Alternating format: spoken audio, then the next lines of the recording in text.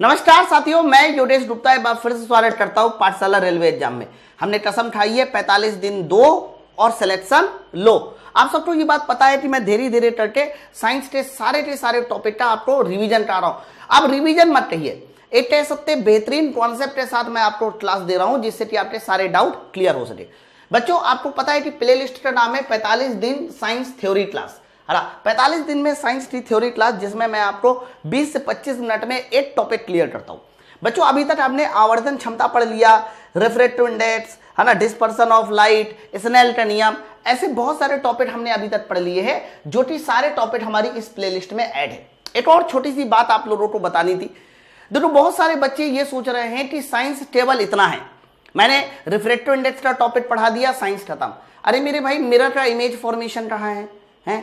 इसके अलावा और भी बहुत सारी जो चीजें हैं, मायोपिया, हाइपरमेट्रोपिया, ये सब कहाँ है?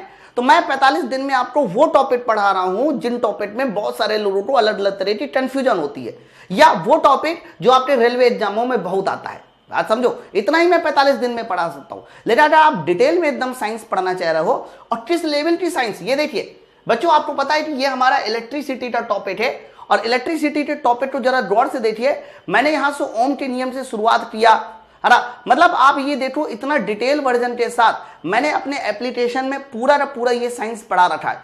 मतलब 200 घंटे के आसपास का पूरा साइंस है, ए टू जेड, कोई भी ऐसी चीज नहीं है जो आपको छोड़ रखी है। लेकिन बहुत सारे बच्चे सोचते हैं कि सिर्फ यूट्यूब से ही साइंस पढ़ा जा सकता है। कोई कहता है मैं 1 घंटे में पूरा साइंस पढ़ा दूंगा, 1 घंटे में मेरा एंडोक्राइन, 1 घंटे में मेरा इलेक्ट्रिसिटी खत्म हो जाएगा। नहीं खत्म हो पाएगा यार। आप 1 घंटे में कैसे इलेक्ट्रिसिटी खत्म कर दोगे यार? नहीं खत्म हो पाएगा। इसलिए मैं आपको एक बात और बता दूं, ये जितना भी आप टॉपिक देख रहे हो जो मैंने पढ़ा रखा है, मैं ये चाहता हूं कि मेरे सारे स्टूडेंट जो है ना, इसको एकदम डिटेल में पढ़ लें, इसको एकदम डिटेल में पढ़ ले, ताकि जो क्वेश्चन, देखो ना कितने बढ़िया बढ़िया सवाल, जो क्वेश्चन लोग देखने के बाद छोड़ देते हैं, वो सारे के सारे क्वेश्चन मैं आज चाहता हूं कि आप सब लोग सॉल्व कर सके। बच्चों, इसीलिए मैंने अपने साइंस के बैच को एकदम 50% से ज्यादा डिस्काउंट में दे दिया। आपको पता है कि अभी हमारा जो साइंस का बैच था वो 599 में चल रहा था, और इस साइंस का बैच मतलब सिर्फ ये 3 दिनों के लिए है, सिर्फ और सिर्फ 399 में कर दिया। आप सबको पता है कि रेलवे ने दोबारा से आपका अगली साल 2025 में कौन कौन सी भर्ती आने वाली है उसका असेसमेंट जारी कर दिया। तो आप ये बैच लेके एक बार साइंस पूरा पढ़ लो, और मैं आपको स्टाम्प पेपर में लिख के देता हूं कि दोबारा कभी आपको किसी भी एग्जाम के लिए साइंस पढ़ने की जरूरत नहीं पड़ेगी। हाँ, लेकिन नोट्स जरूर बना के पढ़िएगा, बिना नोट्स बनाए हुए साइंस मत पढ़िएगा। ओके, तो ये ऑफर स्टार्ट हो चुका है, सारे बैचेस के ऑफर आपके सामने दिखाई दे रहे हैं। और ये एएलपी का जो बैच है ना, ये CBT 1 प्लस CBT 2 दोनों का मिला के 499 है। इन सभी में जो साइंस मिलेगी ना, वो मेरी यही वाली साइंस ही मिलेगी। तो आप ये बैच ज्वाइन करने के लिए एप्लीकेशन को डाउनलोड कर सकते हैं, या ये नंबर पे फोन कर सकते हैं। बच्चों, एप्लीकेशन को डाउनलोड करना है, कौन से एप्लीकेशन को डाउनलोड करना है? माई पाठशाला एप्लीकेशन को डाउनलोड करना है। जैसे ही आप माई पाठशाला एप्लीकेशन को डाउनलोड करेंगे, वहां पर आप ये व्यू ऑल वाले ऑप्शन में जाइएगा। व्यू ऑल वाले ऑप्शन में जाएंगे तो साइंस का स्पेशल बैच खुलेगा, और जैसे ही वहां एक छोटा सा कूपन कोड YOGI10 YOD10 लगाएंगे, वैसे आप डिस्काउंट के साथ हमारे बैचेस से जुड़ जाएंगे। बच्चों, आप देखो ना, अभी अभी ये बैच स्टार्ट हुआ और 138 लोगों ने इसको रेट कर रखा। डेली कोई ना कोई रेट करता है, डेली। तो मैं ये चाहता हूं कि आप सब लोग साइंस अच्छे से पढ़ लीजिए। 399 रुपए ज्यादा नहीं होते, और विश्वास मानिए, आप साइंस हमेशा याद रखेंगे कि हाँ, मैंने एक बार साइंस पढ़ी थी और आज भी मुझे साइंस याद है, और साइंस आप कहीं ना कहीं पढ़ाते हुए भी नजर आ जाएंगे। ठीक है, तो ये मुझे बात आप सब लोगों को बतानी थी। अगर ये बात नहीं बताता तो मुझे ऐसा लगता है कि कहीं ना कहीं आप कोई ना कोई चीज मिस कर रहे हो। ठीक है, चलो फिर आज के टॉपिक की हम लोग शुरुआत कर देते हैं। आज का टॉपिक हमारा क्या है? रेजिस्टेंस है, जिसके बारे में बहुत ज्यादा क्वेश्चन पूछे जाते हैं। तो चलिए फिर एकदम गहरी सांस ले लीजिए। रेजिस्टेंस के बारे में बहुत सारी चीजें आपको बताने वाला हूं। बच्चों, जब भी कभी हम लोग प्रतिरोध का टॉपिक पढ़ते हैं ना, तो इसकी शुरुआत ही तुम्हारे ओम के नियम से होती है। बट ओम का नियम है क्या, मैं बताता हूं। मान लीजिए मैंने आपके सामने ये एक रेजिस्टेंस दिखाया। बच्चों, ये हमारा कोई रेजिस्टेंस है जिसको मैंने आर कहा। मान लेते हैं कि ये रेजिस्टेंस में कोई धारा आई बह रही है, लेकिन किसी भी धारा को बहाने के लिए ना उसमें वोल्टेज होना चाहिए, विभवांतर होना चाहिए। तो ओम का नियम क्या कहता है? बच्चों, ओम का नियम ये कहता है कि जब किसी तार में कोई धारा बहती है, जब किसी तार में, आप तार मान लीजिए इसको, या फिर आप इसको क्या बोल दीजिए सर, आप इसको प्रतिरोध बोल दीजिए। जब किसी तार में कोई धारा बहती है तो उस पे आने वाला जो वोल्टेज होता है वो धारा के समानुपाती होता है। आने वाला वोल्टेज धारा के समानुपाती होता है ना। तो जब भी मैं आपसे पूछूं कि ओम के नियम के अनुसार क्या होगा, ओम के नियम के अनुसार, तो ओम के नियम के अनुसार में ये बोला गया कि किसी भी तार में आने वाला जो वोल्टेज है वो बताइए उसके धारा के कैसा होता है, समानुपाती होता है। वोल्टेज धारा के समानुपाती होता है। बच्चों अगर मैं यहां पर प्रोपोर्शनल चिन्ह हटाऊं तो याद रखना यहां पर एक कांस्टेंट आर लगाया जाएगा। तो V बराबर बताइए फॉर्मूला क्या हो जाएगा सर, V बराबर हो जाएगा R इंटू आई। बट आप लोगों को जो मेन फॉर्मूला याद करना है ना, वो मेन फॉर्मूला R वाला याद करना है, I वाला याद करना है। बच्चों अगर मैं पूछूं यहां से R बराबर कितना हो जाएगा, तो आप सीधा सीधा कहोगे कि R बराबर हो जाएगा V अपॉन आई। या फिर अगर मैं पूछूं I बराबर क्या हो जाएगा, तो कह देना I बराबर हो जाएगा V अपॉन R। I बराबर बताइए कितना हो जाएगा, V अपॉन R। तो ये हमारे ओम के नियम के फॉर्मूले हैं। बच्चों ओम के नियम में जब V डायरेक्टली प्रोपोर्शनल हमारा I था, V डायरेक्टली प्रोपोर्शनल I था, तब यहां पर कांस्टेंट R आया। अब इस पर ना एक सवाल पूछा जाता है, वो सवाल मैं आपको बताता हूं, है ना। जैसे कि मैं आपसे एक छोटा सा कंफ्यूजिंग सवाल पूछता हूं, जरा बताइए जरा इसका आंसर क्या है। अगर मैं आपसे ये पूछता हूं कि अगर हमने वोल्टेज को डबल कर दिया, बताइए वोल्टेज को डबल कर दिया, तो आप लोग मुझे ये बताएंगे कि वोल्टेज को दुगना कर देने से धारा और प्रतिरोध पर क्या फर्क पड़ेगा। बताइए वोल्टेज को जैसे ही डबल किया तो धारा पे क्या फर्क पड़ेगा और रेजिस्टेंस पे क्या फर्क पड़ेगा। तो आप इस बात को ध्यान रखना, जब आप वोल्टेज को डबल करते हैं, भाई प्रोपोर्शनल का चिन्ह यही तो बताता है कि वोल्टेज को डबल करते हैं तो धारा बताइए क्या हो जाएगी सर, धारा तुम्हारी डबल हो जाएगी। लेकिन अगर आप ये सोचते हैं रेजिस्टेंस डबल हो जाएगा, नहीं बच्चों, जब यहां प्रोपोर्शनल का चिन्ह हटाया है तो कांस्टेंट आर आया है, यानी वोल्टेज और धारा को बदलने से सर रेजिस्टेंस हमारा नहीं बदलता, रेजिस्टेंस हमारा कैसा रहता है, कांस्टेंट। जैसे कि कोई तार है, उस तार में आपने वोल्टेज बढ़ा दिया तो धारा बढ़ जाएगी, लेकिन रेजिस्टेंस कैसा रहेगा, कांस्टेंट। वोल्टेज घटा दिया, धारा घट जाएगी, लेकिन रेजिस्टेंस कैसा रहेगा, कांस्टेंट। तो बच्चों ये हमारा ओम का नियम है। सवाल ये है कि ओम के नियम के लागू होने की शर्त क्या है, कौन कौन सी वो कंडीशन है जिस पर ओम का नियम लागू होता है। तो अगर मैं आपसे ये पूछूं कि ओम के नियम की कंडीशन क्या है, मतलब ओम का नियम लागू कब कब होता है, तो जब भी हम लोग ओम के नियम के लागू होने की शर्त पूछते हैं कि कौन कौन सी शर्त है, तो कहना इसकी पहली शर्त होती है कि ओम का नियम किस पे लागू होता है, धातुओं पर, है ना। ओम का नियम ध्यान रखना सिर्फ और सिर्फ धातु के लिए लागू होता है, कभी भी नॉन मेटल यानी अधातु के लिए ओम का नियम लागू नहीं होता, पहली शर्त। बच्चों दूसरी शर्त यह है कि ओम का नियम कब लागू होता है, तो ओम के नियम लागू होने के लिए जो टेम्परेचर होना चाहिए वो कैसा होना चाहिए, तो ओम के नियम को लागू होने के लिए जो टेम्परेचर होना चाहिए मेरे भाई वो कांस्टेंट होना चाहिए। अगर टेम्परेचर बदल गया तो ओम का नियम लागू नहीं हो सकता। ओम का नियम तभी लागू होगा जब टेम्परेचर कांस्टेंट हो। बच्चों इसी तरीके से एक पॉइंट और लिख लीजिए कि ओम का नियम हमेशा कंडक्टर के लिए लागू होता है, चालक के लिए लागू होता है, अर्धचालक के लिए ओम के नियम को कभी अप्लाई नहीं कर सकते। मतलब चालक के लिए अप्लाई हो रहा, लेकिन ओम के नियम कभी भी ध्यान रखना हमारा जो सेमी कंडक्टर होता है जिसको आप अर्धचालक कहते हैं, अर्धचालक के लिए कभी भी ओम का नियम लागू नहीं होता। इसीलिए ओम का नियम कभी डायोड, ट्रायोड, इसी तरह से जितने भी हमारी सेमी कंडक्टर वाली डिवाइस है कभी भी उनके लिए मेरे भाई ओम के नियम को लागू नहीं किया जा सकता है। इस बात को भी आप लोगों को याद करके रखना है। बताइए यहां तक सारी की सारी बातें क्लियर हो गई, एक बार जल्दी से बता दो। हरा चलो आगे बढ़े। अब इसके बाद ना बहुत सारी चीजें हैं जो मुझे अभी बतानी है। ये तो मैंने सिर्फ और सिर्फ ओम के नियम की एक कहानी शुरुआत बताई। बच्चों ओम के नियम को कई बार हम लोग ड्राफ्ट में भी शो करते हैं, बिना ड्राफ्ट बनाए ओम के नियम को नहीं लगाया जा सकता। जैसे कि अगर मैं आपसे कहूं कि यहां पर देखिए मैंने वाई एक्सिस और एक्स एक्सिस बना दिया, ये देखिए मैंने ये कह दिया कि ये हमारा ऑरिजिन पॉइंट हो गया, ऑरिजिन, और ये हमारा वाई एक्सिस मैंने वोल्टेज ले लिया और एक्स एक्सिस बताइए मैंने क्या ले लिया, करंट ले लिया। ऐसे मैं ये चाहता हूं कि ओम के नियम को मैं ग्राफ में बनाते दिखाऊं। बच्चों ओम के नियम के अनुसार V बराबर बताइए क्या आया है सर, V बराबर आया है R इंटू आई या I इंटू आर, यही आया है। हम लोग इसको ग्राफ में रिप्रेजेंट करना चाह रहे हैं, तो वोल्टेज हमने कहां लिया, Y में, अगर वोल्टेज हमने y में लिया है तो इसका अर्थ यह हुआ कि हम लोग बताइए वोल्टेज v की जगह पे क्या लिखेंगे y। करंट I को हमने x एक्सिस में लिया है तो करंट I की जगह क्या लिखेंगे x। तो बताइए जरा यहां पर ये जो स्लोप है अरा m है, r की जगह हमारा m हो जाएगा यदि y बराबर mx। देख लो तो बच्चों y बराबर mx का ग्राफ कैसे बनता है, तो कह देना y बराबर mx का जो ग्राफ बनता है वो कुछ इस तरीके से आता है। तो ओम के नियम में वोल्टेज और करंट के बीच वोल्टेज y में होना चाहिए, करंट x में होना चाहिए। इसके बीच जो ग्राफ खींचते हैं वो हमारा एक स्ट्रेट लाइन आता है। कैसा आता है, स्ट्रेट लाइन आता है।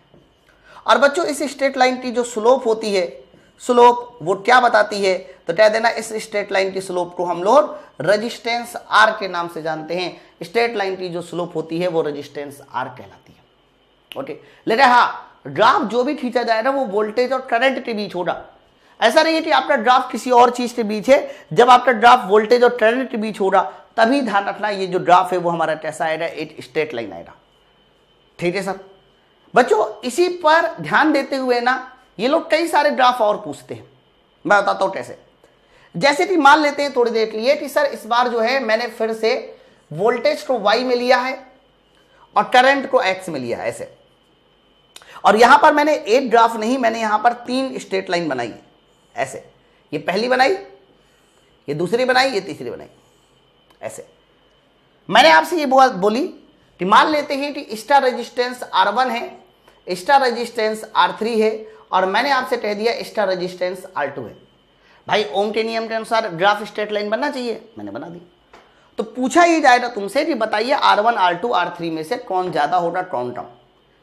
कई बार ये लोग क्या करते हैं कि उल्टा कर देते हैं, y एक्सिस में करंट I कर देते हैं, x एक्सिस में वोल्टेज कर देते हैं और फिर इसी तरीके से ग्राफ ऐसे बना देते हैं, ऐसे ऐसे ऐसे, और कुछ भी नाम दे दो। चाहे इस बार इन्होंने R1 कह दिया हो, इसको R2 कह दिया हो, इसको R3 कह दिया हो। तो तुमसे पूछेगा इस बार बताइए जरा सर R1 R2 R3 में से कौन हमारे ज्यादा है। ये 2 तरह के सवाल रेलवे पिछली बार पूछ रहा है। तो बच्चों इसके लिए हमें ना सबसे पहले स्लोप निकालना सीखना चाहिए कि स्लोप कैसे निकाली जाती है। बच्चों जब भी कभी किसी भी कर्व की तुमसे स्लोप पूछे तो स्लोप का मतलब होता है y वाला ऊपर और x वाला नीचे, delta y upon delta x, ये स्लोप होती है। बट हमने y की जगह पे क्या लिया है, सर हमने y की जगह पे वोल्टेज लिया है और x की जगह पे करंट I लिया है। तो v अपॉन I क्या बन जाता है, v अपॉन I R बन जाता है। v अपॉन I क्या होता है, R होता है। यानी इसका स्लोप रेजिस्टेंस है। हाँ देख लो, तो जिसका तुम्हारा स्लोप ज्यादा बताइए उसका रेजिस्टेंस भी ज्यादा, खेल खत्म। जिसका स्लोप ज्यादा उसका रेजिस्टेंस भी ज्यादा। तो बस आप देख लो कि किसका स्लोप ज्यादा है। R3 वाले का स्लोप इतना है, R1 वाले का स्लोप इतना है और R2 वाले का स्लोप देखो इतना है। ये देखो, अब बात समझ रहे हैं ना। तो इसका अर्थ क्या हुआ, सर इसका अर्थ ये हुआ जहां पर स्लोप ज्यादा वो रेजिस्टेंस ज्यादा। तो स्लोप सबसे ज्यादा R2 वाले का है, इसलिए सबसे ज्यादा R2 होगा, उससे कम R1 होगा और सबसे कम हमारा R3 होगा। ये इस सवाल का सही उत्तर जाएगा। रेजिस्टेंस का सीक्वेंस हमारा यही वाला उत्तर एकदम सही है। बट अगर यही क्वेश्चन हम लोग यहां पूछते तो यहां पर भी आपको स्लोप निकालना होगा मेरे दोस्त। आप बताओ यहां पर अगर मैं स्लोप पूछूं कि स्लोप क्या होगा, तो मेरे दोस्त यहां पर जो स्लोप होगा ना उसमें करंट I y वाला ऊपर x वाला नीचे I बटे v होगा और I बटे v r नहीं होता, I बटे v 1 अपॉन r होता है। क्या होता है, 1 अपॉन r होता है, 1 अपॉन r। अब आप ये मुझे बताओ जहां पर स्लोप ज्यादा है क्योंकि उल्टा है वहां रेजिस्टेंस टर्म अपोजिट आ गया, उल्टा आ गया। स्लोप ज्यादा रेजिस्टेंस टर्म, स्लोप कम रेजिस्टेंस ज्यादा। R1 वाले की स्लोप सबसे कम है इसलिए R1 वाला सबसे ज्यादा होगा। आप मेरी बात समझ रहे हैं ना। तो R1 वाला सबसे ज्यादा होगा, R2 वाला उससे कम, R3 वाला सबसे कम। उल्टा है क्योंकि स्लोप ज्यादा रेजिस्टेंस कम, स्लोप कम रेजिस्टेंस ज्यादा, इसलिए यहां पर R1 सबसे ज्यादा होगा, उससे कम हमारा R2 होगा, उससे कम हमारा R3। ये सीक्वेंस हमारे इसके लिए सही है। ठीक है, तो आप लोगों को मेरी बात समझ में आ रही नहीं आ रही, आ रही है ये। बच्चों इस बार हमने क्या किया, यहां पर वोल्टेज वाई ले लिया, फिर से यहां वाई एक्सेस वोल्टेज ले लिया, करंट आई एक्स एक्सेस में ले लिया। ऐसे तुमसे कह देना नहीं नहीं सर इस बार जो है ना 8 नहीं हम 3 टर्व खींचेंगे। एक टर्व तो हमारा एक स्ट्रेट लाइन ऐसे ही हो गया। दूसरा हमने क्या किया है सर, दूसरा हमने यहां से एक कर्व खींच दिया ऐसे ऐसे, ये देखो, और तीसरा हमने ऐसे खींच दिया ऐसे। तो तुमसे ये पूछा जाएगा कि बताइए इन तीनों में रेजिस्टेंस पर क्या प्रभाव पड़ेगा, रेजिस्टेंस बढ़ेगा घटेगा क्या होगा इन तीनों कर्व के लिए। फिर वही सेम चीज, सबसे पहले स्लोप निकालिए, स्लोप क्या बताता है। तो मेरे भाई अगर मैं आपसे स्लोप पूछूं क्या बताता है, तो कह देना स्लोप का मतलब होता है y वाला बटे x वाला, यानी स्लोप हमारा रेजिस्टेंस होगा। तो जैसा स्लोप में बिहेवियर आएगा वैसा ही बिहेवियर रेजिस्टेंस में आएगा, खेल खत्म। अच्छा स्लोप क्या हो रही है, बीच वाले पे जरा देखो तो स्लोप हर जगह सेम है ना, यहां का एंगल देखिए, यहां का एंगल देखिए, यहां का एंगल देखिए, हर जगह सेम है, इसलिए बीच वाले में रेजिस्टेंस R हमारा कांस्टेंट होगा। बट अगर आप स्लोप नीचे वाले में देखिए तो पहले स्लोप इतनी थी, ये देखो, फिर स्लोप इतनी हो रही, फिर स्लोप इतनी हो रही। अरे यार एंगल बढ़ रहा है, हाँ, तो नीचे वाले में बताइए रेजिस्टेंस R हमारा बढ़ जाएगा। ऊपर वाले में देखिए सर, ऊपर वाले में पहले हमारा एंगल ज्यादा था, फिर एंगल और कम हुआ, फिर एंगल और कम हुआ, सर स्लोप घट रही है तो यहां रेजिस्टेंस घटेगा। तो मेरे कहने का अर्थ यह है कि कोई भी ड्रॉप देकर तुमसे स्लोप लोप या रेजिस्टेंस के बारे में पूछा जाए तो आप बेहिचक बता दीजिए। दो बातें जरूर याद रखना, इस पे बहुत सवाल आता है। VI टर्म होगा तो स्लोप रेजिस्टेंस बनेगा, और IV टर्म होगा तो स्लोप 1/R बनेगा, है ना। चलो तो यहां तक बातें हम लोगों ने एकदम क्लियर कट समझ ली है। अब मैं रेजिस्टेंस में आता हूं कि रेजिस्टेंस क्या होता है, क्या होता है रेजिस्टेंस, किन किन बातों पे निर्भर करता है। मेन टॉपिक तो हमारा यही है। तो बच्चों आप लोग की अगली हेडिंग पड़ेगी स्पेसिफिक रेजिस्टेंस, जिसको रेजिस्टिविटी भी कहते हैं, प्रतिरोधकता कहते हैं। प्रतिरोधकता में ही हम लोग रेजिस्टेंस समझेंगे। जैसे कि आप लोग ये देख पा रहे हो, यहां पर मैंने एक रेजिस्टेंस R दिखाया। मैं आपसे पूछूं कि यहां ये क्या है, तो कह देना ये हमारा R क्या है, सर R किसी तरह का रेजिस्टेंस है, ये R हमारा रेजिस्टेंस है। ओके, तो प्रतिरोध जो होता है ना, कोई भी प्रतिरोध ले लो, वो हमेशा ध्यान रखिएगा दो चीजों पे मेन निर्भर करता है, एक तो उसकी लंबाई, दूसरा उसका एरिया। तो याद रखना किसी भी तार का जो रेजिस्टेंस R है वो उसकी लंबाई के समानुपाती होता है और एरिया के व्युत्क्रमानुपाती। बहुत इंपॉर्टेंट बात बता रहा हूं, प्रतिरोध R लंबाई के समानुपाती होता है, एरिया के व्युत्क्रमानुपाती। बच्चों जैसे ही प्रोपोर्शनल का, या आप चाहो तो यहां लाइन लिख लीजिए, किसी तार का प्रतिरोध ऐसा लिख लो चाहे, ताकि आपको क्लियर रहे। किसी तार का प्रतिरोध या रेजिस्टेंस, तो किसी तार का जो रेजिस्टेंस होता है वो लंबाई के समानुपाती होता है, एरिया के व्युत्क्रमानुपाती। जैसे ही आप लोग ये प्रोपोर्शनल का चिन्ह खोलोगे तो यहां पर एक टर्म लगाया जाता है रो, कैपिटल रो। तो यहां से ये जो फॉर्मूला आ जाएगा रेजिस्टेंस का, वो फॉर्मूला आ जाएगा R बराबर रो इंटू L बटे ए। बहुत इंपॉर्टेंट फॉर्मूला है, R बराबर rho into L divide by A. Okay, नीचे एरिया है। बच्चों अगर आप डॉट से देखिए तो यहां से हम लोग रो बराबर पूछ सकते हैं, तो रो बराबर पूछा जाएगा तो रो बराबर हो जाएगा RA divide by L। RA divide by L ये हमारे रो बराबर फॉर्मूला है। ये दोनों फॉर्मूले आपको रटे हुए होने चाहिए। बच्चों अगर मैं यहां पर रेजिस्टेंस की सिर्फ बात करता हूं, सिर्फ प्रतिरोध की बात करता हूं, तो प्रतिरोध देखो लंबाई के समानुपाती है, एरिया के व्युत्क्रमानुपाती है। तो आप ऐसा भी कह सकते हैं कि अगर हमने लंबाई बढ़ा दी, लंबाई बढ़ा देने का मतलब हो गया लंबा ताल लिया, लंबाई बढ़ा देने का मतलब लंबा ताल लिया, यही मतलब है। तो लंबाई बढ़ा दी यानी लंबा ताल लिया, तो लंबा ताल लेने में हमेशा ध्यान रखना उसका जो रेजिस्टेंस होता है वो बढ़ जाता है ना। कोई भी आप वायर लंबा ले लीजिए, रेजिस्टेंस हमेशा बढ़ेगा। लेकिन अगर आपने मोटा वायर लिया, मोटा वायर लेने का मतलब एरिया बढ़ा दिया, देखो मोटा तार लिया, तो जब भी कभी आप लोग मोटा वायर लेते हो तो ध्यान रखना उसका जो रेजिस्टेंस है वो तुम्हारा घट जाता है। मोटा वायर लेते हैं तो ध्यान रखना रेजिस्टेंस हमारा क्या हो जाता है, घट जाता है। ये दो बातें बहुत इंपॉर्टेंट है। लंबा तार रेजिस्टेंस बढ़ाता है और मोटा तार रेजिस्टेंस घटाता है। ठीक है, चलो बच्चों यहां पर हमने जब प्रोपोर्शनल का चिन्ह हटाया तो एक रो लगाया। अगर मैं आपसे कोई पूछूं रो क्या है, तो इसी रो को बोला जाता है रजिस्टिविटी। क्या बोलते हैं? रजिस्टिविटी। या फिर हिंदी मीडियम वाले जरूर इसको सुन ले, इसको हिंदी में बोला जाता है प्रतिरोधकता या विशिष्ट प्रतिरोध। इसका मात्रक भी बहुत इंपॉर्टेंट है। अगर मैं आपसे पूछूं कि रजिस्टिविटी रो का मात्रक क्या है, तो जब आप निकाल के देखते हो, यहां ओम रखते हो, यहां मीटर और मीटर स्क्वायर रखते हो, तो बच्चों रजिस्टिविटी का मात्रक ओम मीटर निकल के आता है। क्या निकल के आता है? ओम मीटर, है ना। सवाल यह है कि रजिस्टिविटी किन किन बातों पर निर्भर करती है, तो याद रखना ये जो रजिस्टिविटी है ये केवल दो ही चीजों पर निर्भर करती है। एक तो तार का टेम्परेचर कैसा है, ज्यादा है कि कम है, और दूसरा जो निर्भर करता है वो तार के पदार्थ पे निर्भर करता है। पदार्थ अगर बदल गया तो रजिस्टिविटी बदल जाएगी, लेकिन अगर पदार्थ नहीं बदला तो रजिस्टिविटी नहीं बदलेगी। है जैसे कि मान लीजिए हमारे पास ये लोहे का तार है। अब लोहे के तार को आप तोड़ दो, मरोड़ दो, खींच दो, दबा दो, तो बच्चों इससे ना लंबाई एरिया चेंज होता है। लंबाई एरिया चेंज होने से प्रतिरोध चेंज हो जाएगा, लेकिन रजिस्टिविटी कैसी रहेगी? सेम। हम लोग कभी ऐसा नहीं कहते ना कि लोहे के तार का रजिस्टिविटी इतनी है तो लंबे तार की इतनी है, पतले तार की इतनी नहीं। रजिस्टिविटी सिर्फ और सिर्फ मटेरियल पे निर्भर करती है। जब तक पदार्थ चेंज नहीं होगा तब तक ध्यान रखना रजिस्टिविटी चेंज नहीं होगी।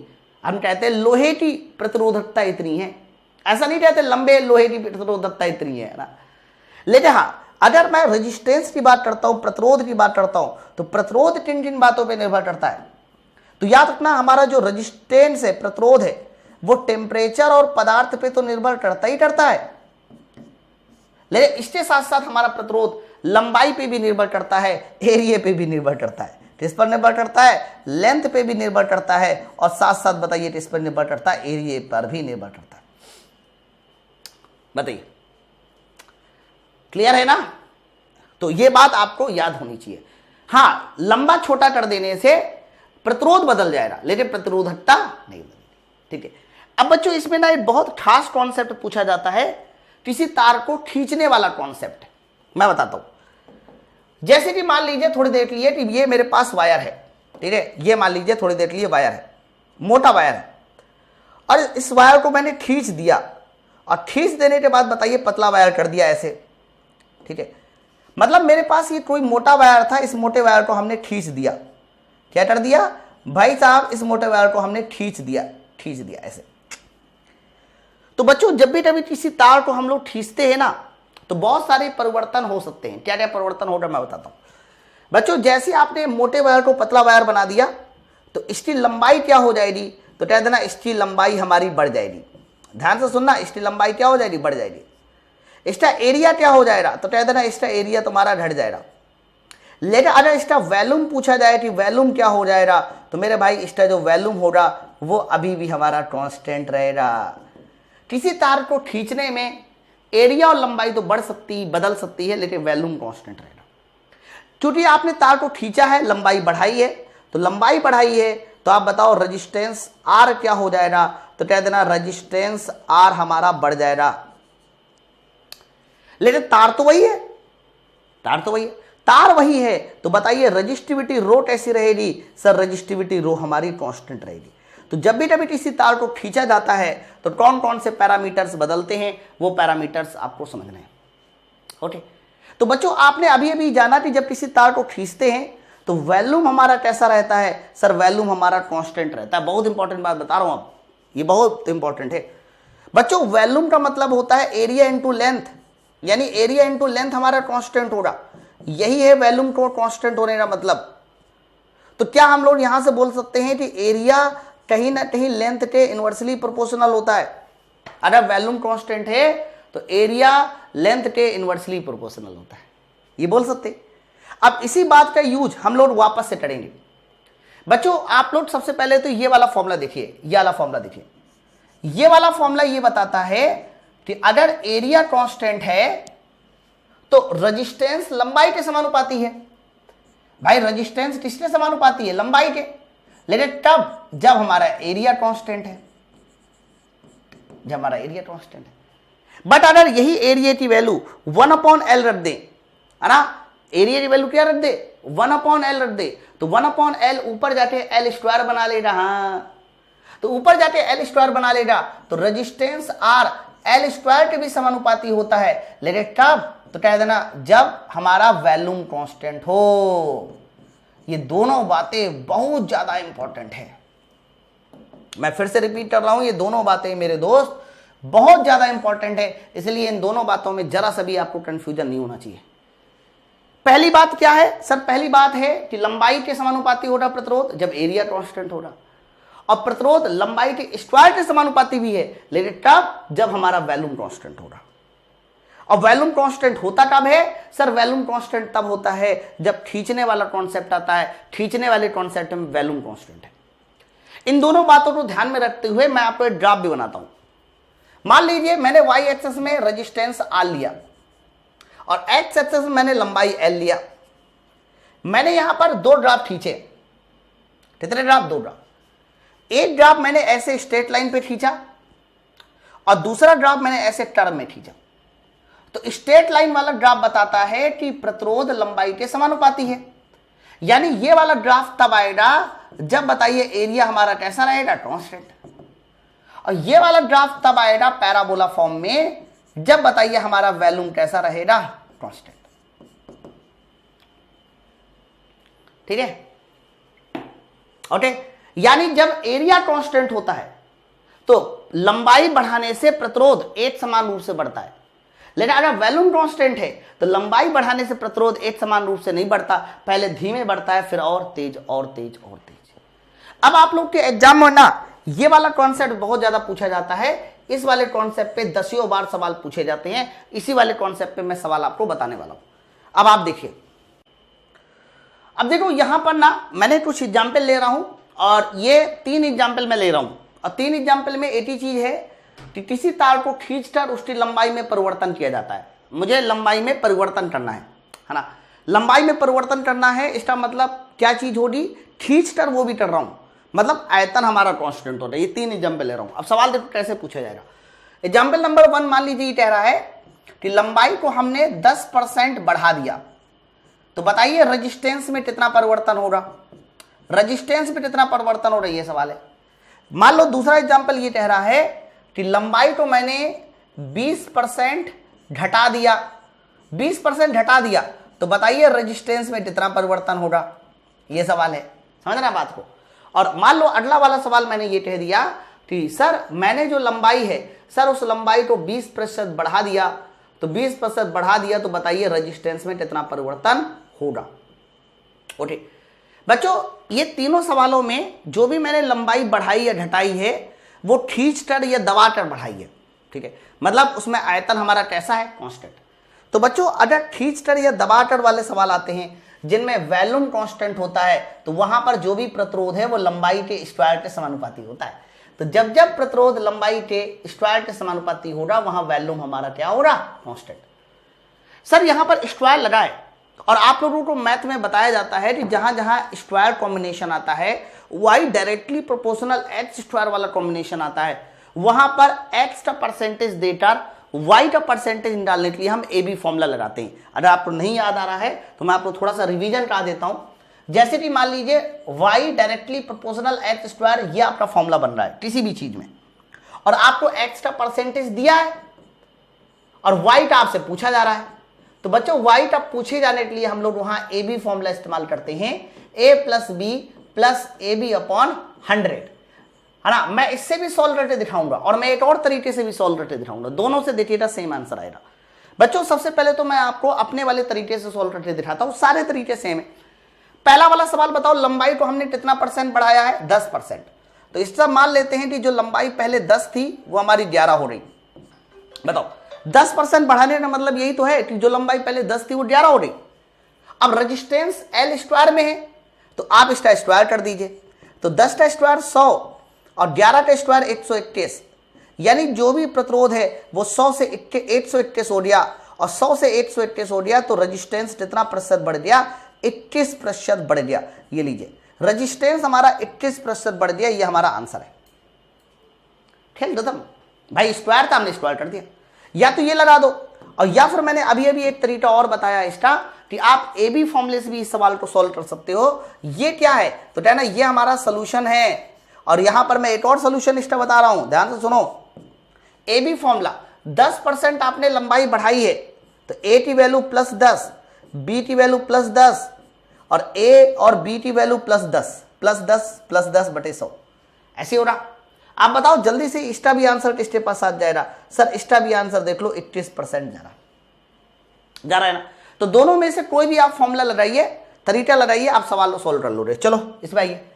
सर इसमें 20% घटा दिया, इसका मतलब जो लंबाई पहले 100 थी, अब वो घटाने के बाद बताइए कितनी हो जाएगी? 80, यही मतलब है। बट आप चाहो तो इसको थोड़ा सा और छोटा कर सकते हो। जो लंबाई पहले 10 थी वो हमारी 8 है, लेकिन स्क्वायर करना पड़ेगा। तो रेजिस्टेंस में आप कहोगे तो जो हमारा स्क्वायर कर दीजिए, 10 का स्क्वायर 100, 8 का स्क्वायर 64। तो जो रेजिस्टेंस पहले 100 था वो हमारा 64 हो गया। अरे डायरेक्ट 100 से 64 हुआ है, और 100 में जो चीज बताई जाती है वो परसेंटेज होती है। तो बताइए रेजिस्टेंस कितना प्रतिशत घट जाएगा? सर रेजिस्टेंस हमारा 36% घट जाएगा। ये देखिए, ये भी हमारा उत्तर आ चुका है, ये भी उत्तर आ चुका, आ गया ना। बट आपको मैं बता दूं, इसको आप ए बी फॉर्मूले से जब लगाएंगे, चूंकि आप 20% कम हो रहा है, इसलिए ए की वैल्यू -20 और बी की वैल्यू -20, तो ए की वैल्यू -20 रखा जाएगा, बी की वैल्यू -20 रखा जाएगा, ए की वैल्यू -20 रखी जाएगी, बी की वैल्यू -20 रखी जाएगी, और डिवाइड बाई बताइए कितना करना होगा? 100 करना होगा। आप सॉल्व करके देखिए, यहां पर माइनस का 36% आएगा, और माइनस का मतलब हो गया कि कहीं ना कहीं वैल्यू हमारी घट चुकी है। आ रहा ना। अब ये जो लास्ट वाला एग्जाम्पल है, ये लास्ट वाला एग्जाम्पल आप लोग मुझे होमवर्क में बताएंगे कि इस सवाल का सही उत्तर क्या है। चाहो तो मुझे एक्सप्लेनेशन भी बता देना कि इसकी एक्सप्लेनेशन क्या है। ओके, अभी सवाल है, अभी तो हमारा थ्योरी खत्म हुई है यार, अभी 10-15 एग्जाम्पल देख लीजिए कि इस पे क्वेश्चन कैसे पूछे जाते हैं तुम्हारे प्रीवियस ईयर में। चलो थोड़ा स्पीड में लगाएंगे, और हाँ सारी चीजें एकदम माइंड में रखिए, क्वेश्चन को ऐसे चुटकी बजाते उड़ाएंगे। ठीक है, सवाल देखिए क्या है। लंबाई L, प्रतिरोध R का एक तार पुनः निर्मित किया जाता है कि लंबाई 25% बढ़ जाती है, आयतन में कोई परिवर्तन नहीं है, तो नए तार का प्रतिरोध क्या है? आयतन में कोई परिवर्तन नहीं है, लंबाई कितनी बढ़ जाती है? 25%। ओहो, 25% बढ़ जाने का मतलब जो लंबाई पहले 100 थी वो 125 हो गई। थोड़ा और छोटा कर लीजिए, जो लंबाई हमारी 4 थी वो हमारी 5 हो गई। देख लो, 25 से कैंसिल कर दिया। तो लंबाई बताइए कितने गुना हो रही? तो लंबाई हमारी 5/4 गुना हो रही। चेक कीजिए, लंबाई कितने गुना हो रही? 5/4। चूंकि आयतन में कोई परिवर्तन नहीं है, इसीलिए याद करो मैंने कहा था कि रेजिस्टेंस L² के समानुपाती होता है। तो अगर लंबाई जो कि 25% बढ़ी है, यानी 4 से 5 हो रही, 5/4 गुना हुई है। भाई 4 से 5 होने का मतलब क्या? 5/4 गुना हुई। तो रेजिस्टेंस क्या हो जाएगा? स्क्वायर कर दीजिए भैया, 5/4 का स्क्वायर कर दीजिए। तो जैसे ही तुम यहाँ 5/4 का स्क्वायर करोगे वही तुम्हारा आंसर हो जाएगा बस, यानी आंसर हो जाएगा 25/16 के साथ ऑप्शन नंबर डी। खेल खत्म, ऑप्शन नंबर डी। यह RRC ग्रुप डी 2022 में आया हुआ सवाल है, वो पहली शिफ्ट में। हेलो, आयतन में बिना किसी परिवर्तन के एक धातु के बेलनाकार तार की लंबाई 25% बढ़ जाती है। आयतन में बिना परिवर्तन के ए बी फॉर्मूला लगा दो, 25% बढ़ रही है, तो 25% बढ़ रही है तो 25 + 25, और आगे बताइए क्या हो जाएगा? 25 × 25, और डिवाइड बाई बताइए कितना हो जाएगा? 100। मुझे नहीं लगता कि किसी भाई को इसमें कोई दिक्कत होगी है। आंसर किसके साथ जाएगा? 56.25%। ये हमारे कह सकते हो प्रतिरोध बढ़ जाएगा, option number A. Option number A, ये हमारा 12 सितंबर का पेपर है। ये लीजिए, ये वाला सवाल पिछली बार पूछा गया था, और लोगों ने इस सवाल को बहुत गलत भी किया था। सिंपल एक सवाल है जिसमें त्रिज्या दे रहा है, लंबाई दे रहा है, प्रतिरोधकता दे रहा है, प्रतिरोध पूछ रहा है। तो बच्चों ये बताओ, रेजिस्टेंस R बराबर फॉर्मूला क्या होता है? ρ × L divide by area A, ये होता है। बच्चों त्रिज्या 0.5 mm है, तो अगर त्रिज्या जो 0.5 mm है तो आप इसको मीटर बना लो। बिना मीटर बनाए देखो आंसर नहीं आएगा। तो 0.5 × 10⁻³ मीटर, इसको ऐसा कर सकते हैं। या फिर अगर आप थोड़ा और अच्छे ढंग से रखना चाह रहे हैं तो 5 गुणे 10⁻⁻4 मीटर भी कर सकते हो। कर सकते नहीं कर सकते? बिल्कुल कर सकते हैं, है ना। चलो जल्दी से वैल्यू पुट कीजिए। तो रजिस्टिविटी रो कितना है? 2.5 गुणे 10⁻⁻8 ये रजिस्टिविटी हो रही। लंबाई कितनी है? लंबाई कितनी है? लंबाई तुम्हारी 100 मीटर हो रही। और एरिया बताइए कितना है? Pi into R square. R कितना है? आर इतना है, तो आर का स्क्वायर करना पड़ेगा। 5 का स्क्वायर 25 और -4 का स्क्वायर -8। अब बताओ क्या कैलकुलेशन ही सॉल्व हो जाएगी? अरे बिल्कुल हो जाएगी सर, क्यों टेंशन ले रहे हैं। देखो -8 से -8 कैंसिल, ओके। अगर ये 0 इस दशमलव को दे दिया जाए तो दशमलव हट जाएगा। 25 से 25 कैंसिल, तो ऊपर बताइए कितना बचा? सर ऊपर 10 बचा, नीचे हमारा पाई बचा। ऊपर 10 बचा, नीचे पाई बचा, इसलिए इस सवाल का सही उत्तर हमारा ऑप्शन नंबर बी वाला आंसर जाएगा। समझ आ रहा है ना? अरे नेक्स्ट बोलो। ये वाला सवाल इस तरह के पिछली बार 3 सवाल पूछे गए थे। 3 में से मैं एक टाइप का सवाल ये सॉल्व करा दे रहा हूं, ठीक है। बाकी आप सॉल्व कर लीजिएगा। सवाल देखो क्या है। किसी तार की लंबाई L, एरिया A, अनुप्रस्थ काट में चांदी के तार की लंबाई 5L और 9A एरिया के अनुप्रस्थ काट को एल्यूमिनियम के तार से बदल देते। यानी पहले चांदी का तार था, बाद में एल्यूमिनियम का तार है। बच्चों हमने क्या करना है? हमें चांदी के तार को बताइए किस तार से बदलना है? एल्यूमिनियम के तार से बदलना है। लंबाई कितनी हो रही? सर लंबाई हमारी हो रही है 5L, लंबाई 5 गुनी हो रही है ना। एरिया कितना हो गया? एरिया तुम्हारा 9 गुना हो गया। देख लो चांदी को एल्यूमिनियम से बदलने में। इसके बाद आप रजिस्टिविटी भी निकाल लो, रजिस्टिविटी कितनी गुना हो रही। तो बच्चों रजिस्टिविटी पहले चांदी की देखी कितनी है। चांदी की प्रतिरोधकता ये लिखी है और एल्यूमिनियम की ये लिखी है। बच्चों मैं आपसे पूछूं कितने गुना हो रही, तो आप बाद वाले में पहले वाले का डिवाइड ही तो कराते हो। जब मैं पूछूं कि 4 2 का कितने गुना है, तो 4/2 करते। 3 2 का कितने गुना है? 3/2। सेम तरह से एल्यूमिनियम कितने गुना है, तो बाद वाली में जब पहले वाले का डिवाइड कराएंगे तो -8 कैंसिल। तो रजिस्टिविटी का कितने गुना हो जाएगा? इधर 26 इधर 16, 26/16 गुना प्रतिरोधकता होगी। बस खेल खत्म। अब आपको रेजिस्टेंस बताना है। तो मेरे भाई रेजिस्टेंस अगर आपको ज्ञात करना है तो रेजिस्टेंस के फॉर्मूले में लंबाई ऊपर होता है। क्या? लंबाई ऊपर होता है, रो ऊपर होता है और एरिया बताइए कहां होता है? नीचे। तो जो ऊपर है वो ऊपर रखिए। रजिस्टिविटी ऊपर थी 26/16, लंबाई ऊपर था 5, एरिया नीचे था, एरिया तुम्हारा 9। इससे जितना भी आंसर आएगा वही तुम्हारा सवाल का उत्तर हो जाएगा, बस, है ना। चलो इसको थोड़ा छोटा करते। कैसे छोटा होगा सर? क्योंकि इसका अप्रोक्सीमेट आंसर निकालना पड़ेगा, वैसे तो नहीं कटेगा। तो अगर मैं अप्रोक्सीमेट आंसर निकालता हूं तो ये हमारा 5 से कितनी बार जाएगा? लगभग 3 बार जाएगा। अप्रोक्स मान लेते हैं 3, और 3 से ये 9। चलो कोई नहीं, अप्रोक्सीमेट आंसर नहीं निकल पाएगा क्योंकि बराबर लिखा है। तो एक काम करते हैं, 5 दूनी 10 और 26 पंचे 130, ऊपर 130 हो गया, नीचे 16 नंबर 144। यानी वैल्यू तुम्हारी 1 से कम है। तो 1 से कम है तो 1 से कम ये नहीं है, ये नहीं है, लेकिन 0.9 0.8 दोनों है। बच्चों अगर मैं इसको जरा गौर से देखूं कि अगर 1 से कम है तो कितना आ रहा है, तो एक तो ये कितनी बार जाएगा? 9 बार जाएगा कि 8 बार जाएगा? तो 144 गुणे 8 कर लो पहले, तो ये 9 कर लो। 9 चौटो 36 3, 9 चौटो 36 3 39 3, 9 3 12, 1296 ऊपर 1300। ओहो लगभग 9 बार चला जाएगा, 0.9 आएगा अप्रोक्स। डिवाइड काटे देख लो, ठीक है। इसीलिए प्रतिरोध घटकर 0.9 हो जाएगा। ये हमारा सवाल का सही उत्तर है। मतलब इससे आसान इस सवाल को सॉल्व करने की कोई भी ट्रिक नहीं है, तरीका है एक तरह का, है ना। और ऐसे 3-4 सवाल पूछे रहे थे पिछली बार, 1-2 नहीं 3-4। अब जैसे कि अगला सवाल देखो क्या है, एकदम आसान। चित्र में वोल्टेज और करंट ग्राफ दिखाया गया है, तब प्रपट का प्रतिरोध बताओ। सर वोल्टेज वाई में है, करंट एक्स एक्सिस में, तो इसका स्लोप क्या बताएगा? तो कहते हैं इसका स्लोप बताएगा रेजिस्टेंस बताएगा। अच्छा स्लोप क्या हो रहा है, जरा गौर से देखिए, स्लोप क्या हो रहा है, स्लोप क्या हो रहा है, स्लोप क्या हो रहा है? अरे स्लोप बढ़ रहा है, तो स्लोप बढ़ रहा है तो रेजिस्टेंस भी हमारा क्या होगा? बढ़ेगा। स्लोप बढ़ रहा है तो रेजिस्टेंस भी हमारा बढ़ेगा, will increase continuously. Option number B ये लीजिए। ये भी पिछली बार आया सवाल है, आपने सॉल्व किया भी होगा इसको। चित्र में आईवी ड्राफ दिखाया गया है, तो बोला जा रहा है कि रेजिस्टेंस के बीच सही संबंध बताओ। बच्चों आई ऊपर है, जब आईवी ड्राफ होता है तो स्लोप तुम्हारा रेजिस्टेंस नहीं, स्लोप हमारा 1 रेजिस्टेंस बताता है, उल्टा होता है। तो जहां स्लोप ज्यादा उसका रेजिस्टेंस कम, हाँ इसलिए सबसे कम हमारा R3 होगा, उससे ज्यादा R1 होगा, उससे ज्यादा हमारा R2 होगा। ये सवाल मैंने आप लोगों को बता रखा है, समझे ना, उल्टा R2 सबसे ज्यादा होगा, इससे पहले R1, सबसे कम R3। Option number B, option number B एकदम सही। और आइए नेक्स्ट, चलो ये वाला, इस तरह के सवाल बहुत इंपॉर्टेंट है।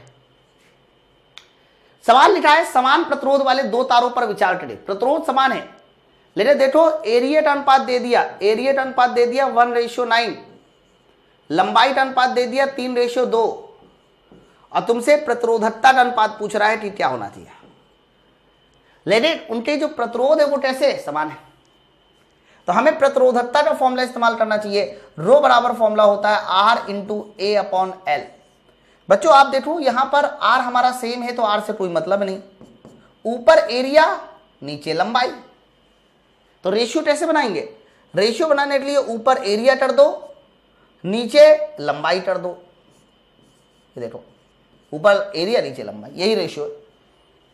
बस आप थोड़ा सही कर लो इसको, 6 से मल्टीप्लाई कर दो। जब 6 से मल्टीप्लाई करेंगे तो 3 दूनी 6, और 6 से मल्टीप्लाई द्वितीय 6 नौती 18, द्वितीय 6 नौती 27, नौती 27, 2:27। ये हमारा सवाल का सही उत्तर है।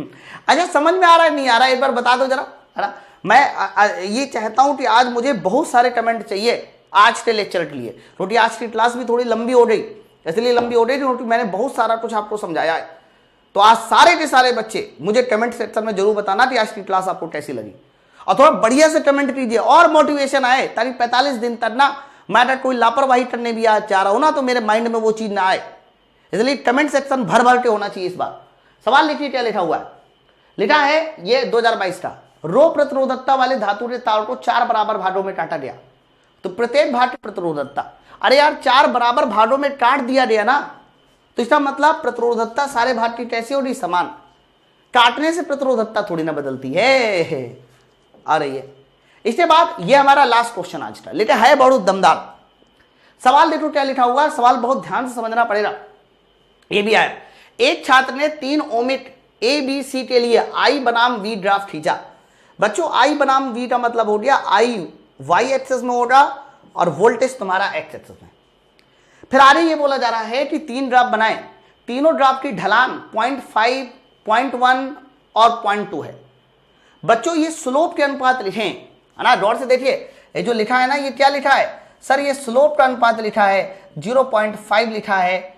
इसके अलावा हमारा क्या लिखा है, इसको एक काम करिए ना, 0.5 का मतलब 1/2, 1/2, ये मान क्या है 1/10, ये मान क्या है 2/10। ये हमारा किसका अनुपात लिखा है, ये स्लोप का अनुपात लिखा है। और आगे लिखा तीनों कंडक्टर की लंबाई समान है, लंबाई का कोई मतलब नहीं, लंबाई सेम है। उनके एरिया का अनुपात दे दिया है, एरिया का अनुपात 1:2:3 है। और आगे बोला जा रहा है उनकी प्रतिरोधकता का अनुपात बताइए, प्रतिरोधकता का अनुपात क्या है। अब यहां पर वैसे एक छोटी चीज आपको समझनी होगी कि ग्राफ जो दिया गया है वो I वर्सेस V के बीच है। याद करो I वर्सेस V के बीच जब आप स्लोप निकालते हैं तो वो रेजिस्टेंस नहीं आता, वो 1 रेजिस्टेंस आता है, उल्टा होता है। तो इसका अर्थ ये हुआ कि अगर ये स्लोप का अनुपात है और आप रेजिस्टेंस का अनुपात निकालना चाह रहे हैं तो उल्टा कर दीजिए। 1/2 का उल्टा 2, 1/10 का उल्टा 10, और 2/10 का उल्टा, भाई 2/10 क्या है, 2/5, 5। ये तुम्हारे प्रतिरोध का अनुपात आएगा। अब तुम्हें दो चीजें पता है, एक तो एरिया का अनुपात पता चल गया, रेजिस्टेंस का अनुपात पता चल गया, लंबाई तुम्हारी सेम है, तो क्या हम लोग रेजिस्टिविटी का अनुपात नहीं बना सकते, बना सकते। फॉर्मूले में देखो, रेजिस्टिविटी के फॉर्मूले में, रो के फॉर्मूले में R ऊपर होता है, A ऊपर होता है, लंबाई नीचे होती है। तो लंबाई तो सर आपकी सेम है ना, तो जो भी फर्क आएगा वो फर्क रेजिस्टेंस और एरिया में होगा, मतलब मल्टीप्लाई होगा।